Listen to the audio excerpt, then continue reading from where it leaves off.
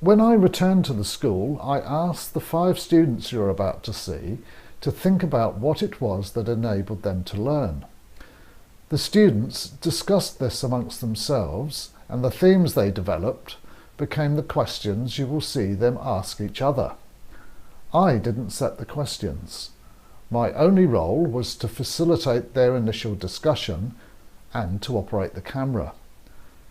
When you watch this film, I want you to make notes about how you think their teachers supported the students to learn.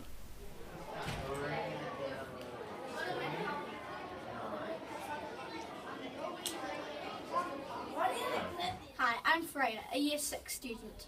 Hi, I'm Emily, also a Year 6 student. Hi, I'm Luca, a Year 4 student. Hi, I'm Sam, a Year 4 student. Hi, I'm also Sam, a Year 6 student. At our school we have a program called STARS, which is basically base values. S stands for strive for success, T stands for take the initiative, A stands for actively collaborate, R stands for respond creatively, and S stands for show empathy. So Luca, what do you think the stars mean? I think the stars mean I should look and see what I should learn and what I should see and find out what to do.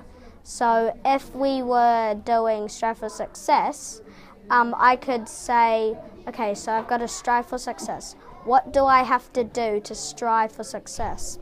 Do I do a very hard maths question even though I'm not ready for it? Or should I wait and do a easy one and then learn up and up until I get it? Do you think you're using these stars? I think I'm doing them pretty good, but I think we should just do them a bit more. So what stars do you think you need to work on? Probably I should do more take the initiative, because I haven't really been doing much hard stuff. I've mostly been trying to learn my way up and up and up until I'm ready. I haven't really been taking the initiative and doing hard stuff, and then I could just keep learning and learning. Cool. So, we've just heard about the stars through Luca and Emily. Now we're going to learn about the progressions in the Senior Syndicate. So Sam, how do you use the progressions? Well, progressions are like goals. There's a big sheet with loads of progressions. You can choose from anything.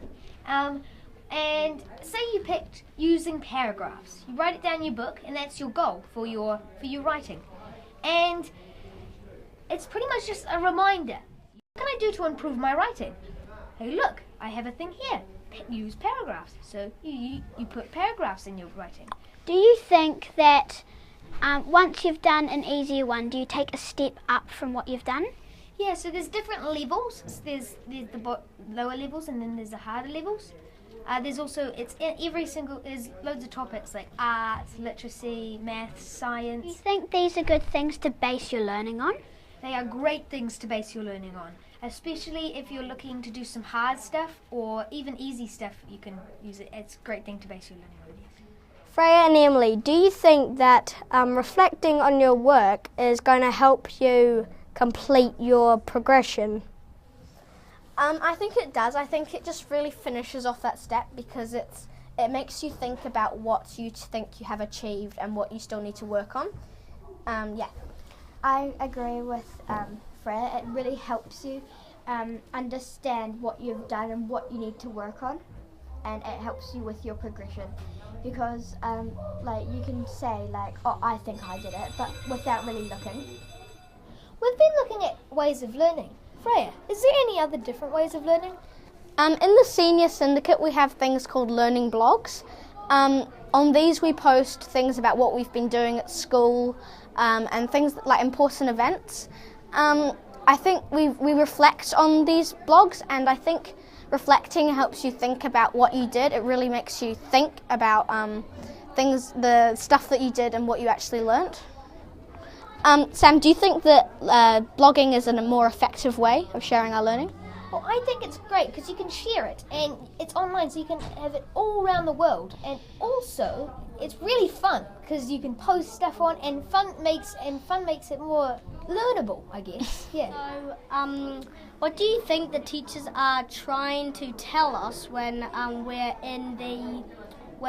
doing our writing and anything we do? Why do you think they give us an option? What do you think?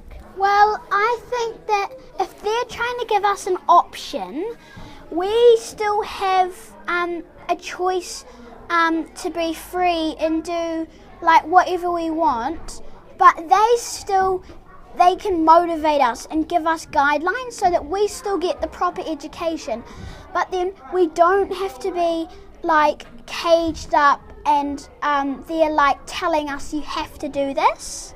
So I think you're right, Sam, about being caged up, but you're right about everything about it. And you're right, because if we were caged up, we couldn't be able to do the fun stuff we wanted, we couldn't be able to do the smart stuff we wanted. We would just be doing whatever they tell us to do. If we weren't caged up, we could do whatever stuff we want, but it would just be options of what we want. Yeah, so the teachers are kind of trying to give us stuff that will help us learn, but also is fun for us to do. It's not like if we're doing maths, she'll say like, you have to do really hard stuff, you've been slacking on it, blah blah blah. She'll say You play like maths games and stuff. she'll give us a fun education, but she'll also give us a smart education. Yeah. So, Sam and Freya, what motivates you to learn? Well, I think the MLE, the Modern Learning Environment, is a great learning environment. And it's great because you have computers and you also have freedom where you want to sit and also who you want to work with. You can work with any different class. And I reckon that's great for your learning. What about you, Freya? I think that the freedom that the teachers give you in your projects is a great way, because you have the base project, like a literacy project, and you have to work to your goals and your stars. But you can do whatever you want, so I think that encourages you to try your hardest and do what you're passionate about. And what motivates you to take challenges? Well, all the kids in our school have a great academic school, so it's an academic learning environment, which makes it really easy to fit in, and you can learn from other students. And I reckon that really helps you to take challenges, because you take risks. Also, the teachers, I think they're really motivational. They push you to do things and they don't discourage you, they encourage you. That's cool. Thanks guys and girls for watching this video, but we have to go back to class. Back to class! Well, lots of ideas presented there then. Look, I hope you were able to develop your own understanding of what enables students to think and learn, having listened to those students. I made some notes which I hope may help you view critical thinking within the context of the theories you've already discovered on your course. So, if we view critical thinking through the lens of social constructivists' educational theories, learning becomes a socially and culturally situated process, and it's about being an active participant within a community of learning. Well, I think we've just witnessed a community of learners who are active participants within that community. Look, one of the statements that resounded with me was this. And she'll give us a fun education, but she'll also give us a smart education. Yeah. So, a fun education and a smart education. Does that mean that we need to ensure that the contexts are relevant to students to make them fun? And also, do you think it means that the responsibility of asking questions is shared by the teacher and the student to make it smart?